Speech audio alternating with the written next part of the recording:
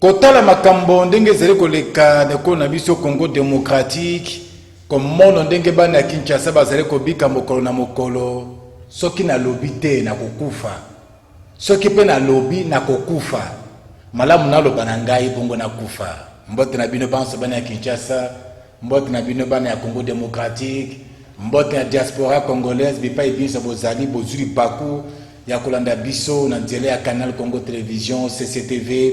esengola motema na pesi bino penza mbote tokutani lelo poto meka kosolola na nzela ya masolo na biso ya polele awande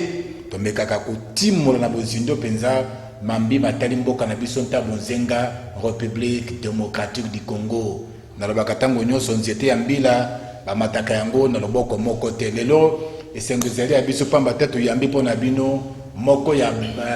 banzenga ba jeune na kati ya Congo démocratique mboka na biso abenga bina nkombo ya Honoré Baya na kopesa mbote mwana mboka mbote ndeko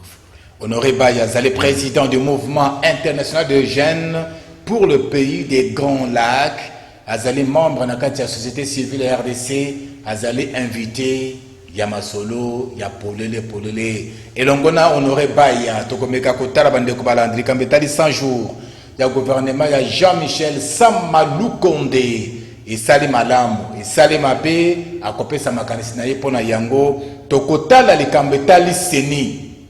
nani akokitana na Corneille Nanga pona kolengela maponami na RDC tokolobela yango lelo tokotala état de siège na partie est ya mboka na biso Congo est-ce qu'il faut continuer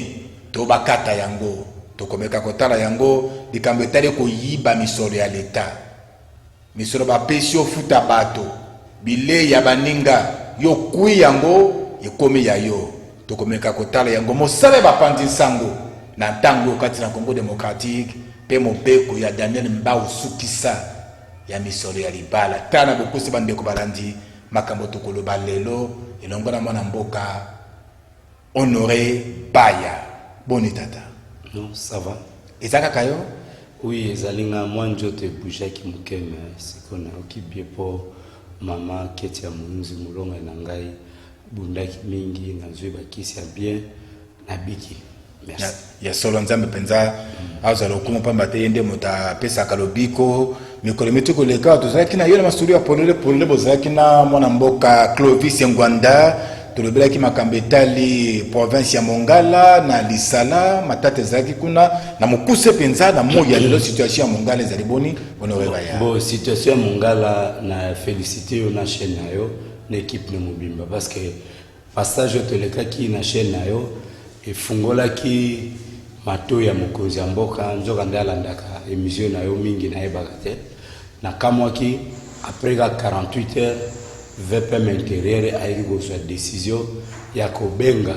général wazalaki kotia désordre kuna ya la police aya na Kinshasa mama na Marie-Josée Suki Sole aya na Kinshasa na gouverneur intérimaire Serge Ngul yepeza na Kinshasa disons depuis kaka abenga bango na Kinshasa kimia ekota na Mongala bazalia na Kinshasa en attendant peut-être bayaki gouvernement bazalaki na séminaire au premier ministre saki no na fleuve Congo hotel mais na ebike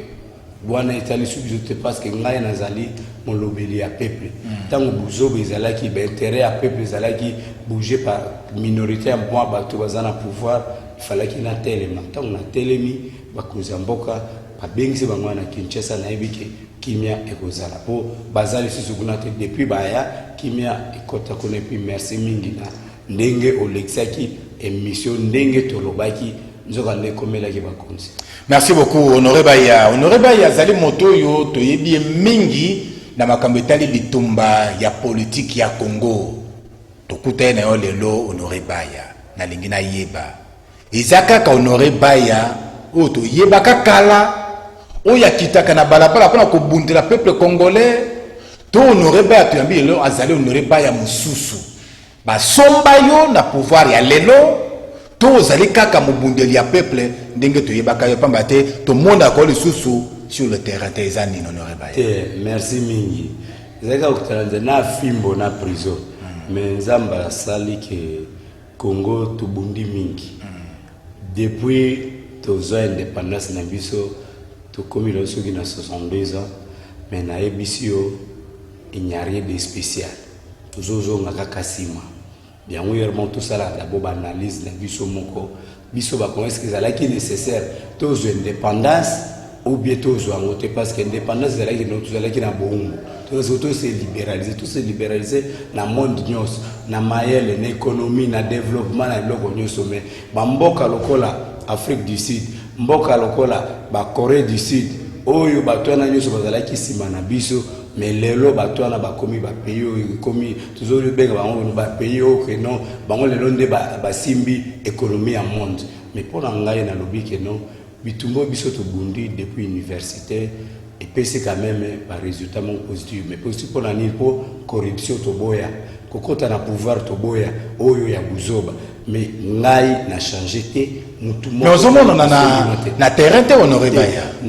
comme le kola ba soda afdel tant ba yakia wa bazaki tout fait tout flamme mais tant ba melika kama ya régime de yakine ba kota malili nye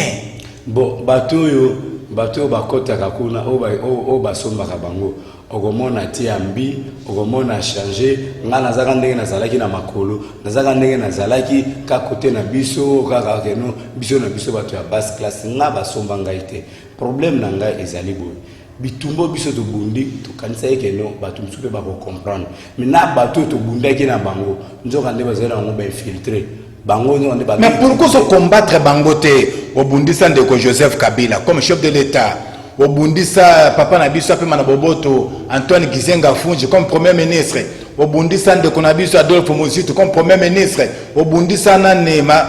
matata Ponde comme premier ministre ya lelo au bundisa bango tapona ni te ngai na bundisa ka ba individualité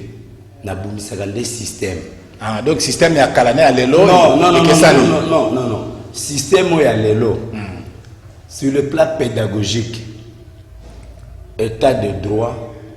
mutuka même azobanga moi mukeme sauf que impunité et quota na niveau moko ya somme parce que net na la police ozomona que non impunité ezali mais ya bena ba police o ya malamu impunité quota qui na domaine news ezala na armée na la police na service de sécurité même na biso ba société civile parce que corruption et comment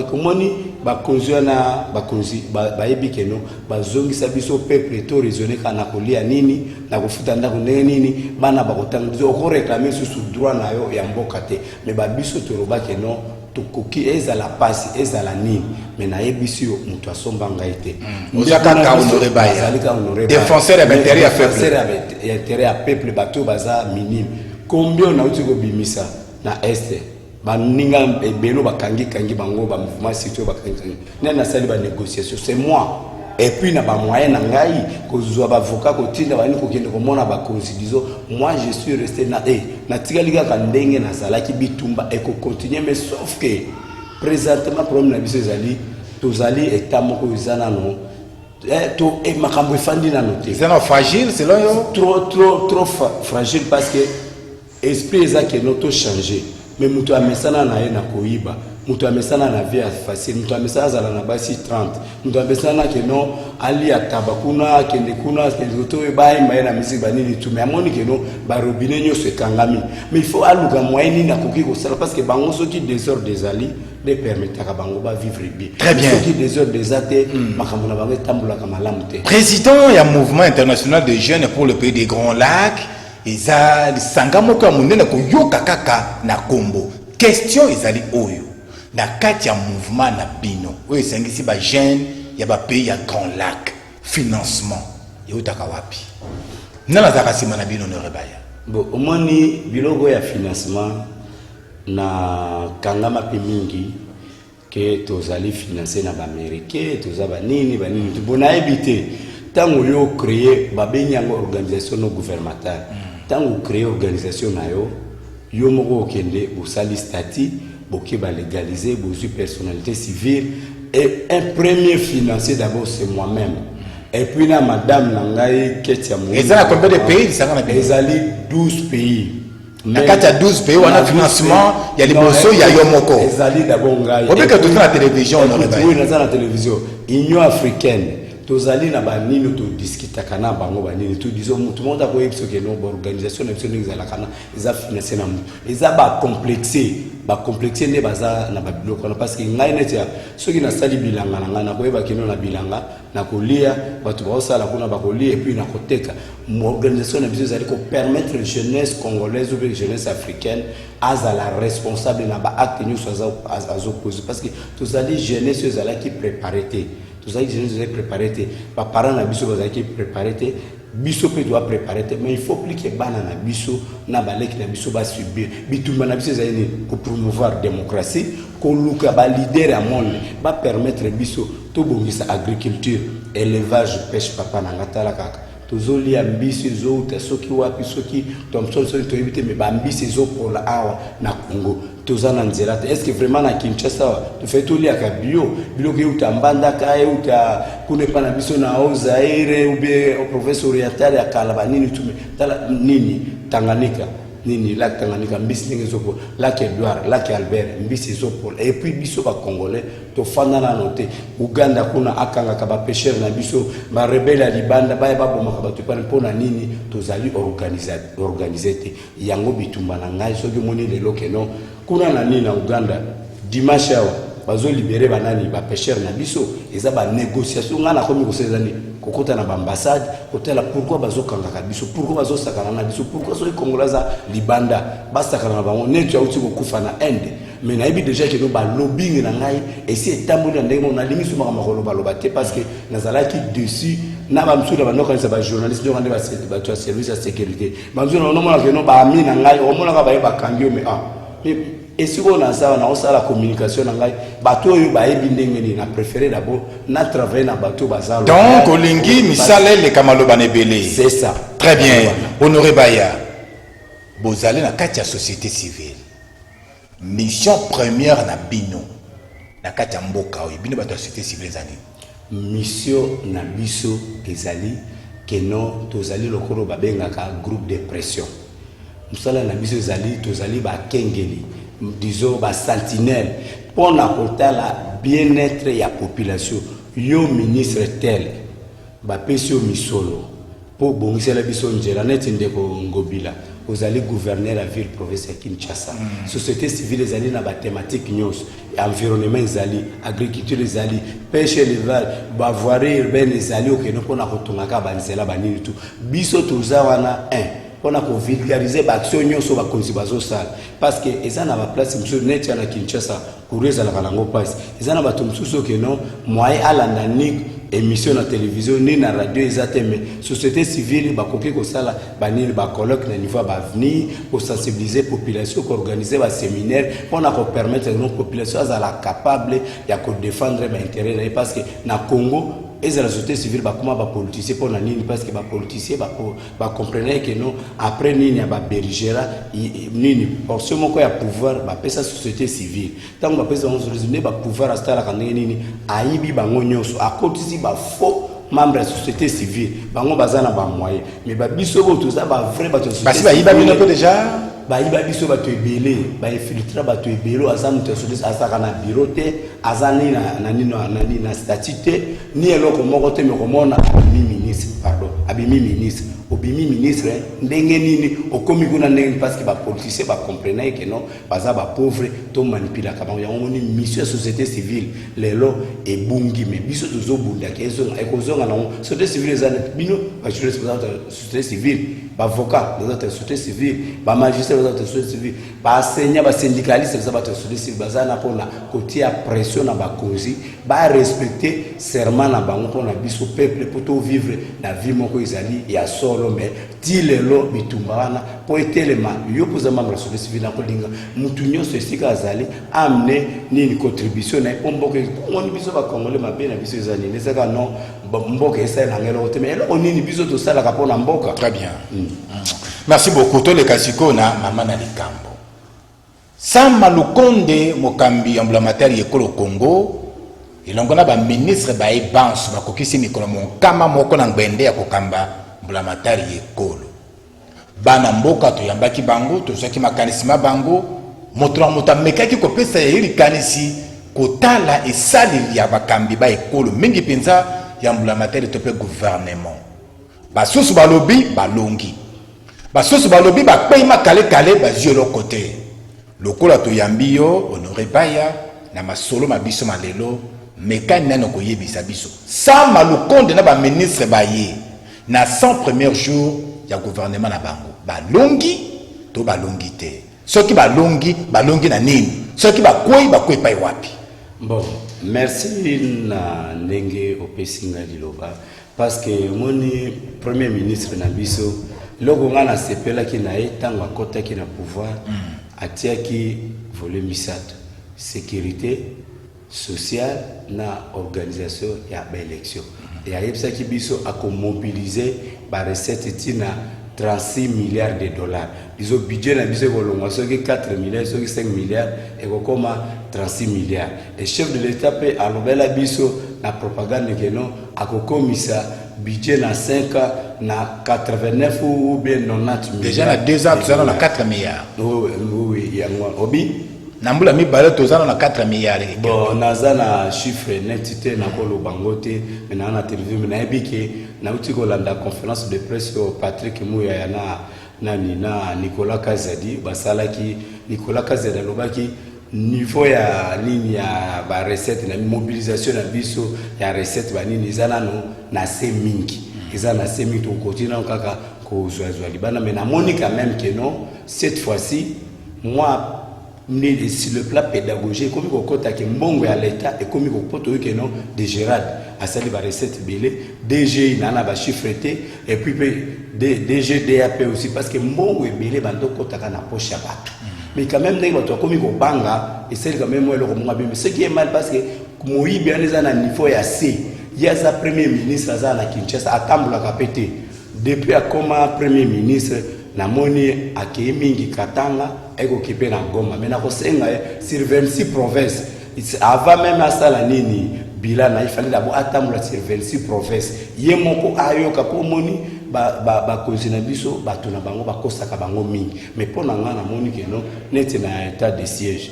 depuis ebandi na moni quand même que non côté na bonga na za mutu ya province ya Ouele bo grande province orientale na Ituri batu bakima bamboka ebele mais lelo quand même tozomona que non batu bakomi kozonga quand même moi possibilité ya nini ya nini kimia ezonga et comme déjà mais kimia sur 10 ce qu'on peut c'est combien ça m'a bon ngai na kopesa 6 sur 10 parce que na moni que non azo bouger côté nyos mais là on est na kosenga ayebisaki biso kino akobanda ko évaluer ba ministre na chef de l'état pe alobaki kino alingizo makambo ya autorité morale te parce que Congo to ba spécialiste na ba kombo autorité morale pour ma majorité présidentielle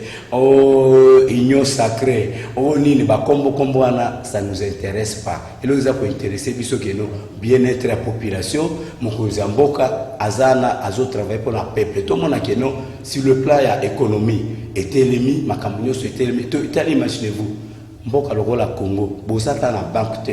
ba banque nyonso ezali ya ba expatrié mais banque nde mutu agera kambo ezala ba rébellion ezala makambo nyonso tu ya mabe na ba banque na biso et au monde est-ce que buzo ningaki salimate tozani na avion tozani na ba bateau tona ba nini soki ba avion bodo to ebité to ko préférer que notre monde ke nous allons asombela biso mama Kimpavita asombela biso anuarité mzee Laurent Désiré Kabila na Patrice Emery Lumumba bazaraka ba avion ezali ba avion national na rolinga ke non avion comme na territoire nyonso soki to komi ke non avion so comme na territoire nyonso mai na courant na territoire nyonso tozana mai na courant et ko diminuer d'abord exode rural et puis bande kona biso bazalaka miso net ba uti ko lala oyo obi bango ba héron ba chinois pour bango za miso net ba uti ko lamuka soki hôtel o mona miso net uti ko lamuka bango ba pona ke sikate balinga ba keneti na ba niveau ya ba village na biso kuna po courir kozala to komona susu exode rural te to komona susu kikuluna te to komona susu mutu nyonso na niveau ya village ozana facile ozwa mai ozwa courant et puis pe économie écotelema donc ce que tu comprendre yo bien na 100 premiers jours ya mwana mboka Sama Lukonde asali quand même quelque chose asali mo eloko écoute asali quelque chose mais loko na kosenga ye ba ministre ne ba lobaka mingi te ba prouver ne biso na musala tala eloko lokola mama yempo kulutu na ngai Jacques azawana na kosenga ye pourquoi mutu lokola arish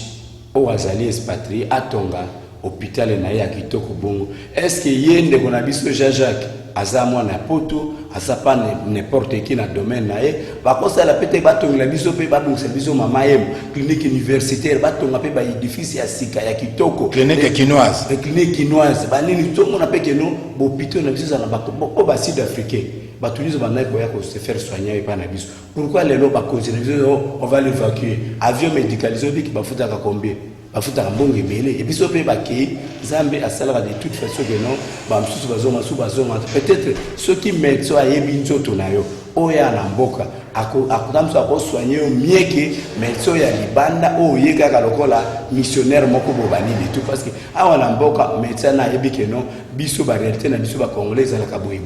yango ngai na kosenga ye na lingi soute makambo on a évacué en Europe on va l'évacuer comment yo boko sala te que non mbongo na bino gouvernement bobo et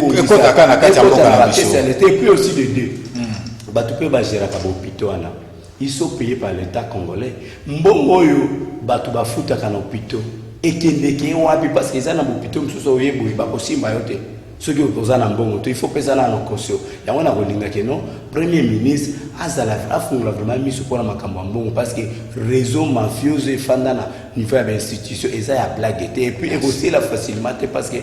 bato na baza organiser na ndenge moko ya blague aluka ba nini société civile oyo kozala sérieux ba auditionner bato na banini tout et puis ezala net ou bien bon IGF ça va mais ezala siko IGF ezala na domaine nyoso ke non peuple congolais boy ba pe ke non yo sala kini ndenge ba aye akoti na ba ministre na yoana j'espère que non ba déclarer ki ba bien na bango et ko sala ngai malam ndenge ay ko sala biso tango ba ko bima pe ba déclarer ba bien na bango a déclarer et puis bazui une institution indépendante o ko sala audit yo tungindako po zala soki na 30 basi mais yo ko otungindako ndenge nini et puis salaire na eza combien po bango soki ba nommer moi c'est à l'écarter surtout boya pembe à l'écarter il va récupérer ba réterne nyonso ya vie honoré baya to évoluer oui écoute to lingi cette fois-ci yo ministre oye tango zobima to mona ba sisa bidumbu na yo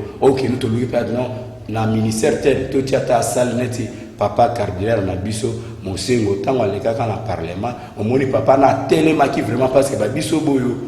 a porter biso mingi et puis a soutenir ki biso mingi na bitumba na biso yango tozo yebisa ye akei to ko continuer kaka nazo senga ba parlementaire botia salwana ya nini ya plénière na kombo na ye nazo soutenir l'esprit ya honorable wana ezate honorable musuzu bosela biso ba loi yo biso ba population to se retrouver nango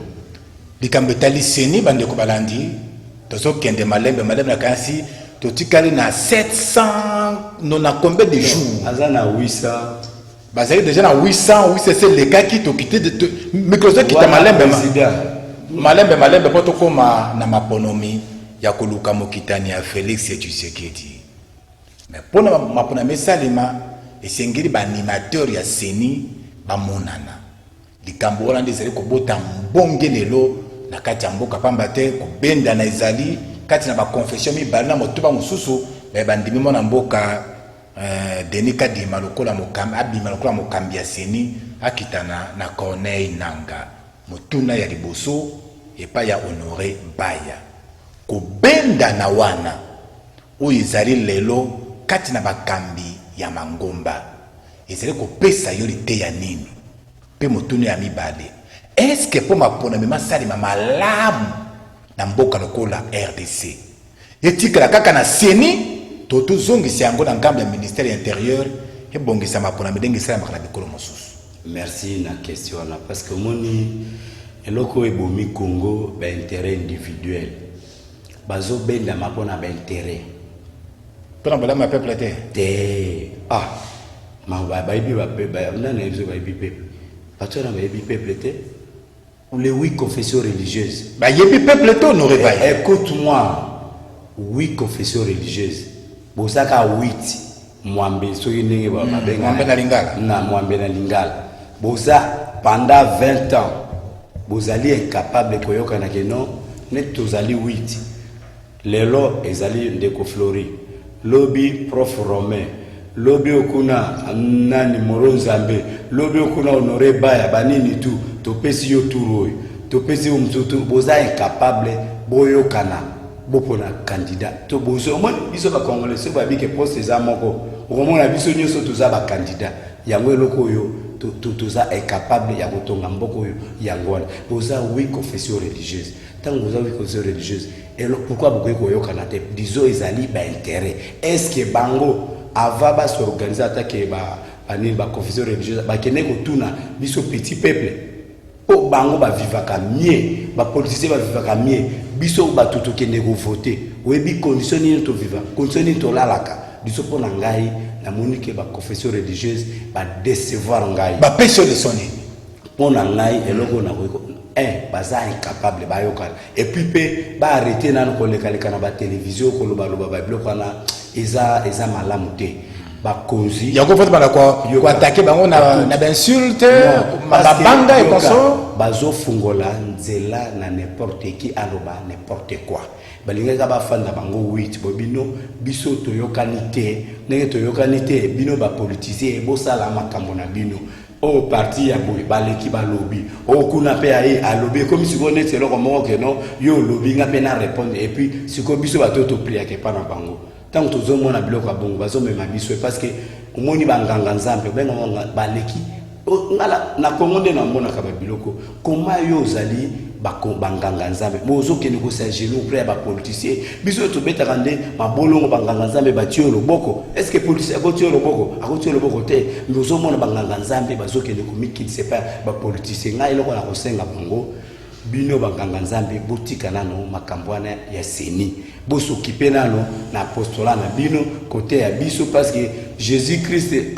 akoya lobiao ndenge akoya akuta biso tozala bato tozali pembe et plutôt kende na lola et puis à la tête que no mokili ezo diriger biso parce que lelo eloko ezo boma bato ezali ba intérêt individuel mais soki na kata ba confession religieuse boponi mutu songolo bande balobi tete to moni ke na moto wana soki akoti awa makambo ko za malamu te pamba te to moni okola ke baye ba kolengele mapona mi argument ba catholique na ba protestant baye ba kolengele mapona mi na kati ya mboka na biso bazale kaka ba wuti na ekolo moko boyi to tiama na monoko te ba kasaye kaka bango ba bitete na sika wana malamu to sala tabula rasa to bandelazi to luka moto mosusu izama be Honoré Baya bon pona ngai na banga ka mutu azama yele so peut-être que non bwana classe pour élection ezali loko moko eza technicité eza eloko il faut osala expert na matière électorale mutu nyonso ya société civile nini akoloba azwa formation auprès ya ndekwana kadima te biso nyonso ndenge tozali awa selon yo aza l'homme qu'il faut pona ngai na technicité kadima ayebi pona ko mobiliser ba folie banda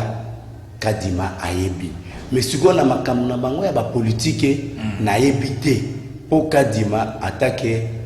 individu boye na yebi ete menazwa ba formation oyo a organiser awa na mboka to bando sala na ministère affaires étrangères na ba politicien na opposition bo na bo ne wando ba société civile opposition bo nde bando benga biso po comme la société civile mususu ya Kabila ba biso société civile opposition on les maîtrise pas ces gens là ne bon ne bando benga biso biso nyoso tozwa ba formation ya kadima na niveau ya nini ya salon rouge ya ministère ya affaires étrangères ce qui est vrai azali moto yo la capacité na Afrique du Sud yebani na Soudan na Tunisie un peu partout en Afrique ba yebi o yazali oni azwaka ba expert azwaka bato ba yebi ba nini ayebi nini tu tango bato bazolo bakeno yete pona boyeboy na lingi ba pesa biso ba nini ba preuve moko tangible ko permettre biso e convaincre parce que soki tozongi na sima maluma do salaki muto ba catholique et puis ngoy molunda azalaki mutu soki a église orthodoxe mais alongwa ka pe déjà sali pe église nae Corneille nanga mutu église de réveil et oya lelo aye na kote ba kimbangisi baboya kinano Rosal Malo baboya ki epo baloba yeke no élection ya Corneille nanga ezalaki chaotique lié attaqué secrétaire national exécutif disons yena azali lokola premier ministre pour organiser l'élection mais l'élection erreur bato bazo sa les années tout ça déjà toujours qui na 4 c'est que ni électoral disons 20 ans moi on a déjà pour qu'ici 20 ans assez déjà gradué c'est déjà gradué mais toujours collaté net toujours collaté ngana kosenga biso ba société civile ba confusion religieuse na déposo ba pesa bango pona nini pona bango bazali ebele parce que moni batulokola ba église ya minene na bazana représentativité na bango Congo mobimba yango babaki no neti ba bergera to uti na Sun City to lingi surtout que no bien Bemba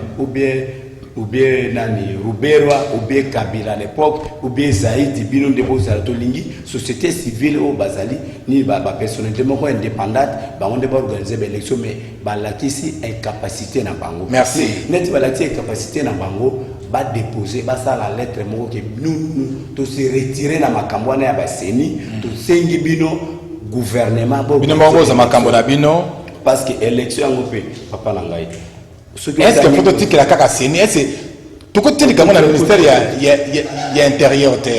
non il y a on nazo komana élection lobi boye papa na mboka nini na 21e siècle batu bazali na carte pour d'identité pour éviter tous un nombre à combien ezaka o alali lobi ala oyebi likambo soulever à carte likambo soulever à carte d'identité bana babotama le 17 mai 1997, il le Bakoki, ça à peu près, je crois, 22 ans. Oui, 22 ans, 23 ans. Donc, Banda Botamati Lelo, et l'autre a bengi carte d'identité à Yebi Angote. Il y a Yebi c'est beaucoup d'avantages. Tout ça, quand il y a d'abord une carte d'identité, à part qu'un passeport. Est-ce que c'est normal de payer le fonctionnaire pour organiser élection ils que nos élections ils démocratie démocratie ils permettre que nous chaque peuple congolais a bénéficié na bien-être nzamba pesa biso Congo linkolobani ba richesse na biso nyoso tozali nango mai courant banini tout et permettre que congolais nyoso azali ko vivre bien bana bazotanga bino ba journaliste oza subventionné ba opesa bino banda kwa crédit mutuka crédit oza na ba banque ozi mbongo a crédit élection ezaka que non avant élection égale après élection puis élection na toyoka na ndenge ni to banda na élection locale pour la commune to pour na ba conseil communaux mais tala ba banani ba bourgmestre depuis Kabila no maka ba bourgmestre ti lelo bazaka ba chef coutumier wana bazali wana tokolinga ke non élection ko sala mais faut d'abord to ba nombre ya peuple congolais bazali combien basali recensement et puis fichier électoral ezala pe fichier to ke non mutu yo moko boye yo moko boye ozu ba nini eza fichier ke non ba to po biso ba to civil to ko sala observation to bi ke non na nini recensement esalemi na ndenge moko malamu et puis enrôlement pe esalemi na ndenge moko bi omona mboka nini na monde mona ke non yaka la carte d'électeur na yo yango de komi et remplacer carte d'identité disons carte d'électeur to zana on a 2006 yango eza sur na tinate on a 2011 eza sur na tinate o peut to vous appeler carte d'électeur à cette fois-ci na tinate mais ngala ko senga président de la république nande kona biso Daniel Aselo VPM intérieur bon mekana no organiser no biso makambo carte d'identité boyeba qui est congolais et qui n'est pas congolais et puis de deux makambo ya seni tozonga na niveau élection locale salima parce que pouvoir des arrêter na niveau local mais faut que les moyens non pas comment ndenge ni ba moyens zaté pour organiser l'élection locale oyo bazo détourner oyo bazo lia est-ce que bon nalanda ki le nouveau nani DG à ligne à CIC alobi 30 tonnes ya or et bien Congo bi makana ndenge ya moyibi ce qui 30 tonnes ya or et bi makana ndenge moko ya moyibi obi tozo perdre combien mbula moko mais élection ya biso vous a combien ça 1 milliard de dollars mais premier ministre a dit que non a mobiliser 36 milliards 1 milliard eloko nini eko bouger eloko moko to ezate to nazo yebiso que non problème ezaka volonté politique ba politicien batika pour distraire biso to tiaki bangwana po ba travailler pour l'intérêt na biso mais ndenge ba travailler pour l'intérêt na bango yango ndo moni buzo ba nyoso na ezali ko salema abengami na kombo ya Honoré Baya président ya mouvement international de jeunes pour le pays des Grands Lacs yende to yambi lelo na nzela ya masona biso ya polele makanisa ezali aye mitune ezali ya biso makambetali état de siège na mboka na biso Congo point de vue ya honoré baya to kozala ngo penta bo senga pa makomata détournement ya mission mo yibi bangbali bakosila mokolo nini honoré baya bato bakamati misolo ya baninga futa yo kamati yango yo za na posa bana na onde balia ya yonde batanga ya basala mibembe ya baninga bakemba kaka na kata mboka bato motundu aboyi basengele kosala bango ni honoré baya eloko wana na kosenga yo biso petit peuple to souffrir mingi otale na niveau ya l'église bakonzi ya l'église bazalaka riche ezala ba l'église de réveil za banini tout bango kande baza ba riche mais biso petit peuple to souffra kaka misolo ya l'état to kosenga keno bayebisa nano biso depuis ndeko na biso Félix akomi président ministre Kazadi ayebisa biso mbongo boni o basi ba récupérer na maboko ya bato oyo bayibi pour Gilles Lingeti azo sala musala na ye mais alaka musala na ye moko te il faut ba fungola musala na bato ya presse bazala société civile bazala bato nyonso parce que tant que la cause la information mais na ko komisa ngo auprès ya nani tant que sika na zo ya nango ezali bato keno ba mibi wana oyebi ke ba mibi wana bazala ka terrible ba soma na bato ya protocole okoya kana document bo na bato ya courrier ce qui a monika document eza pour intérêt na bangote a pasola bivie bora ne komia wa petit le cas le sila mbokilo de gelo ko moko kuna yango na koyebi so keno boyo ba yibi mbongo na biso ya Congo yango na nazo senga keno bakotaka na nini yo mutu toyebi yo ndengo kotaki na pouvoir metango bimi okomi na ba immeuble olingi basi Congo mobimba obotoli na ba jeune basi na bango banini tout parce que ozana moi pouvoir moko boy to kosenga ezala ba généraux ozwaka salaire combien ezala na domaine nyonso il faut audit et salement et puis loko nazo sepela loko na moni quand même geno sur le plan pédagogique loko na et c'est côté tellement même la gratuité na utiko landa ndeko nanga Tony Mwamba on a pesi mbote alobi na nini na Nord Kivu bino ba responsable ya banini ya bekole ya l'état oyo bozo continuer ko percevoir mbongo na gouvernement c'est pesa qui déjà responsabilité nini ya gratuité boye bakeno na koluka bino to ko ba parce que ba mibi wana nyoso wana pona bango bakolinga jamais que kimia isa bango ne bato baza utia désordre na kati ya Congo to ko senga keno ba procès na bango ezala ba procès public très bien état de siège bango ba condamner bango publiquement mais mbongo pe to mona pe keno bazo o ba yibaki zongi na libenga ya l'état ba bien na bango moni nini palais de marque et comment nini ya gouvernement de Mobutu abotolaka mutu no mutu ayibaka mbongo nde atongaka ndako wana nde Mobutu a récupéraka ngo na kolinga peke no lelo esalema pe mo ezala te neti bato afdele bayaka botola biso bandako banini tu banini même bandako privé babotola mais bien quand même ba zonga ba msusu et beba mais ezala ngo problème te l'essentiel ezaki no o ayiba mbongo nyoso ya l'état bati la biso tribunal moko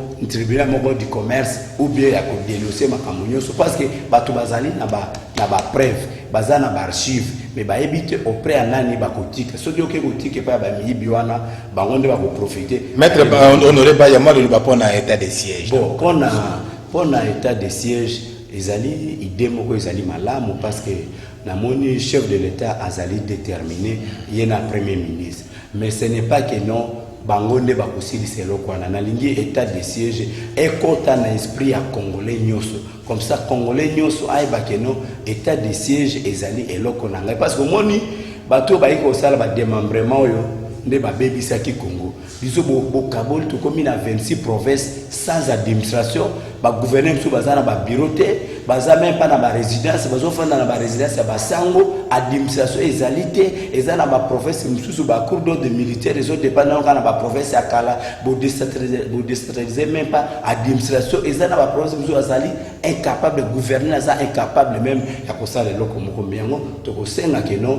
président na parlement boye debiso makambo ba gouverneur bazala ba originaux to lingi souté et comme ndenge Mobutu ezala parce que epesa epe cohésion moko boye yo mutu ya est okomi gouverneur na ouest mutu ya ouest okomi kuna pourtant ekomaki keno gouverneur mutu ya province wana yena nazana batu na ye soki batu ubie parti na ye bazuna no musalate akopesa batu mususu te dizo ekomi na élection comme ngane na komi leader na telle province leader azalaka te leader ezali Nzambe parce que y a des âmes autre comment autorité morale nini tu vas biloko wana nyonso ezali ba distraction état de siège ezokende malamu mais sauf que peuple congolais va s'approprier parce que ba militaire infiltré bazali boya miyibi bazawana la police même chose service de sécurité société civile population ba commerçant nyonso bazali na kati ba service ya DGM yango tozali ko senga keno ba psala nanu ba bengaka mise à niveau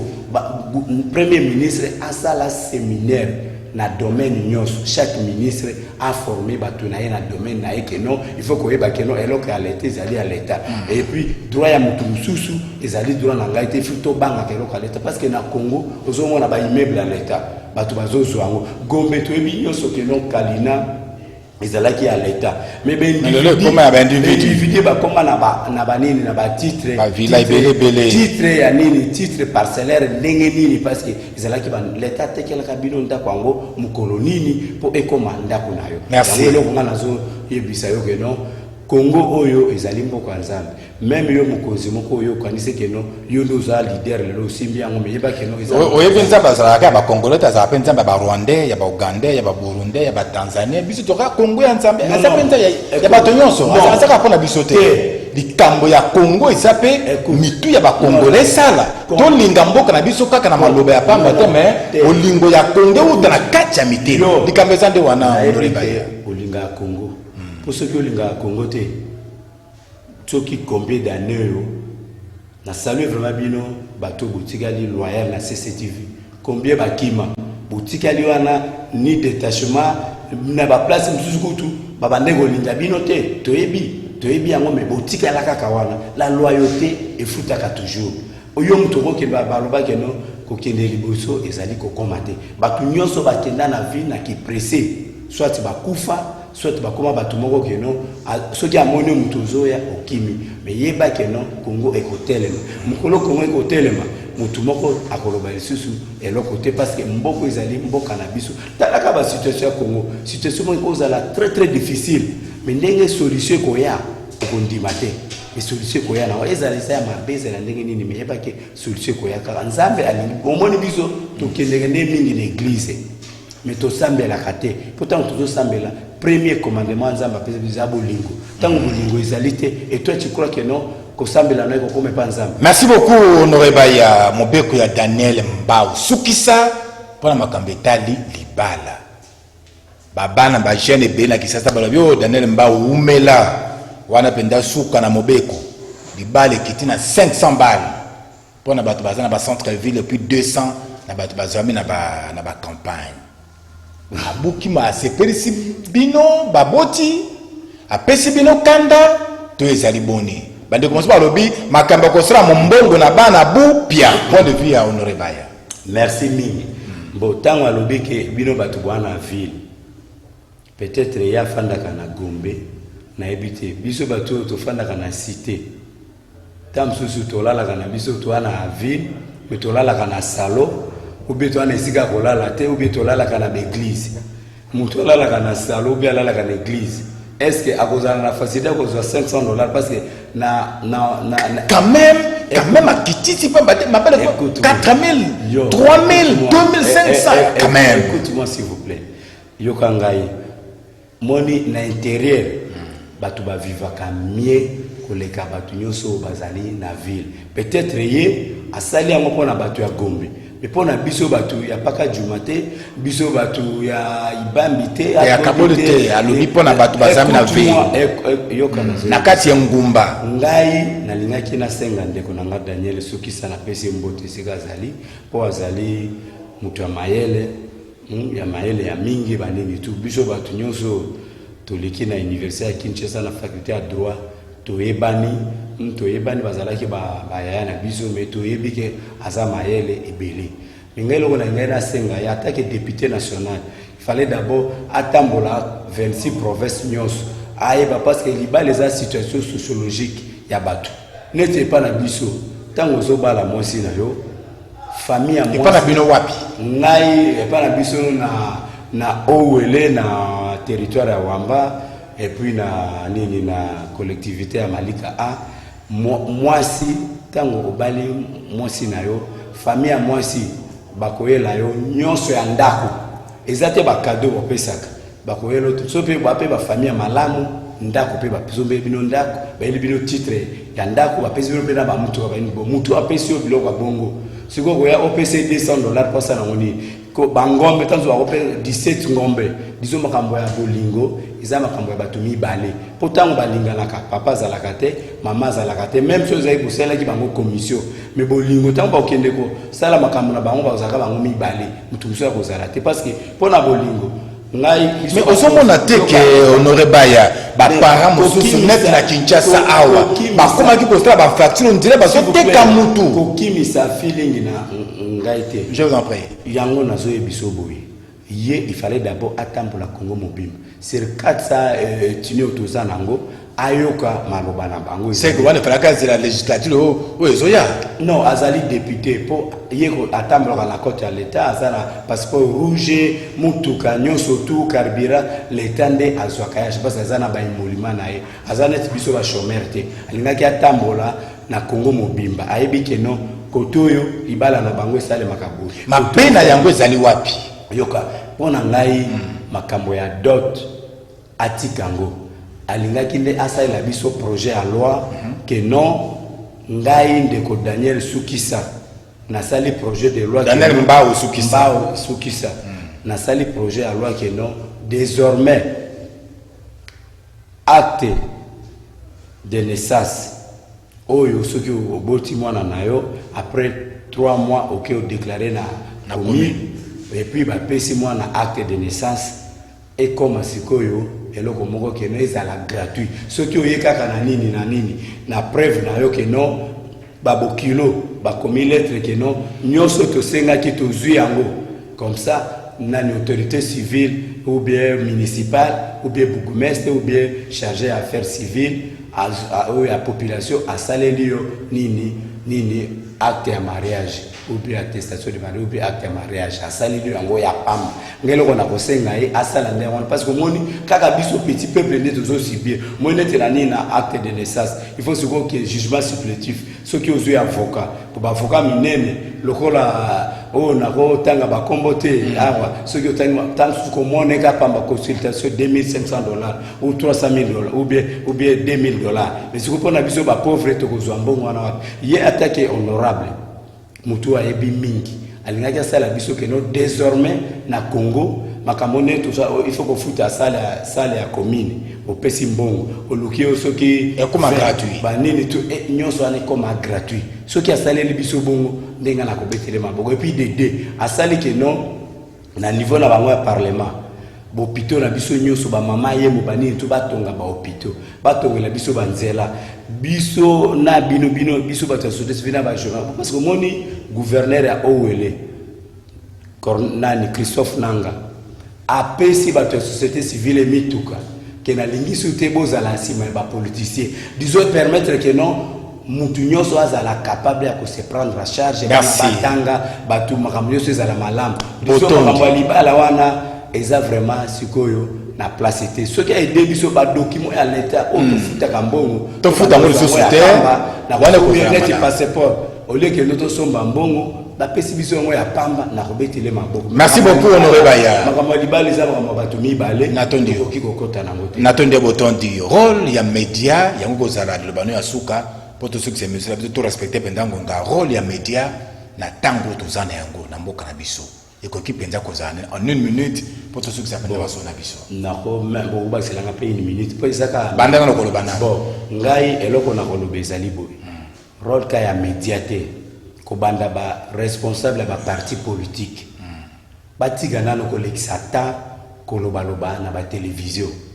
tozali na ta ya covid chef de l'état zwaki mitindo ke non batu bokoki kozala plus au moins net ya to respecter nini mi beko ya station physique oui ndenge nini on met ça lobby ozomana ke batu ba diminuer mike bazali ebelete yango ngai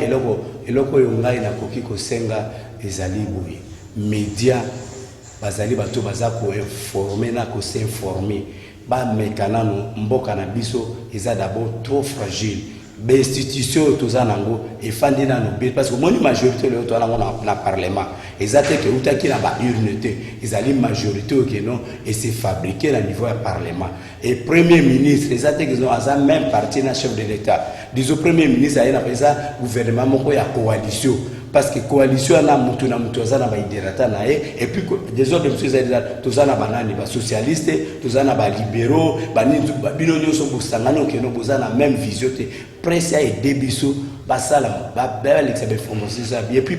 ba ndeko ya kanisi presse ça sera musana ndenge sengelite écoute non ezali na ba journaliste ba sala musala malamu mais presse en ligne ba meka ba pesa ka ba information écouter biso na bomoko ezala ba information de que no e banda ko kavuna et puis nazo senga pe que no éducation ça quand même ko finga ba papa ya batu ba autorité ba nitu presse ngana na ebi ke bozala kanisi mo benga nini ko censurer et élément école écarté parce que ko créer des ordres na population mon net na Rwanda radio na soki mil colina yango nde ebomisa batu disons presse ezali eloko keno et même biso na makambo malam et ba cause politique batika biloba loba pamba ba misala na bango nde loba nde parce que dans quelques jours awa chef de l'état akokende ko défendre bilan na merci beaucoup bilan na akozala ye moko ni na mwasi na ye ni kwa akozala ye moko pona kosenga mandat mususu yango merci ba congolais nyoso tous na bomoko et puis nous avons remercier madame Nangai madame Ketia Mou ah osolo baki amone bale il faut la remercier nda osala kena salano na biki pona nani pona ye merci à continuer kaka ko prier pona ngai bongo puis Congo et tellement biso ba congolais to longwa na nzala seni bino basango na confession religieuse mususu to tike na ba politicien eloko na nazo préparer projet de loi na ngai na koya na ngokuna na parlement mboso azwa ngopo seni to zonzela ngwe ba politicien. Merci beaucoup natondi botondi mwana mboka honoré Baya na ndingo ndimaki ko yanola na mbela na bisha mokolo malelo po pesa biyana na mituna miye to bongisa ki pona yo loboko na ngai na motema natondi penza botondi pe na bino banso bozaki bakuya kolanda biso mokolo malelo bozaki belé awana kisasa bande ya mboka musika na Congo démocratique na pesi bino penza mbote mingi penza bandeko na biso na mboka Maroc ba bolanda kabiso bobenga kabiso mama na biso ayaya bienvenue ngonga na Maroc na pesi penza mbote bandeko bozalaka kuna nzamba batela bino o bozala ngona mitema ko kisala bino yango kozala pendele kambo na esengo ma émission comme na soka matonde mingi na moro jambe matonde mingi na Olivier Longwango matonde na Christian Banzolo aleka bongo mobu matonde mingi na Romain Makonda Mbangi Makanga matonde na bino baso bozakili bakwa kolanda biso to komi na suka kasi na lobaki sesanga ne bandeli keba na likambo ya moninga salinga pe na sala bato belé babuka na makolo pona yango botika na malamu.